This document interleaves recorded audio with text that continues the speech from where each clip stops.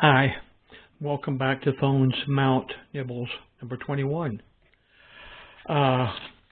Covering true righteousness still, and we're going to be talking about lust in part A here.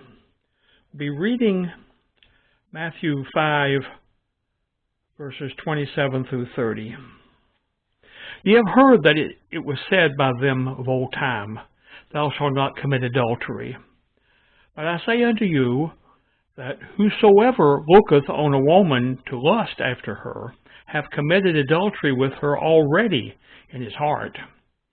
And if the right eye offend thee, pluck it out, and cast it from thee. For it is profitable for thee that one of thy members should perish, and not that the whole body should be cast into hell. And if thy right hand offend thee, cut it off, and cast it from thee. For it is profitable for thee that one of thy members should perish, and not that thy whole body should be cast into hell. The theme of this particular section is, why is this in the Bible? Is do not look. Why is this in the Bible? How to avoid lust, and why you should.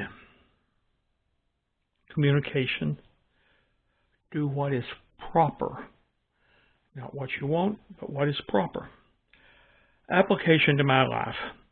In general, lust is related to any insatiable hunger for pleasure, profit, power, prestige, or sexual interest. In this case, we're speaking of sexual lust. The desire for sexual encounter is indeed of God. However, it is for a married couple like Adam and Eve, and many others, of course, since then. When it is practiced as something exciting, but immoral and inappropriate, then God speaks about the actual result being self-centered, and in many cases not tending to the desires or emotions of others, including sometimes the target of the lust. In fact, Jesus himself called this kind of lust as being adultery of the heart.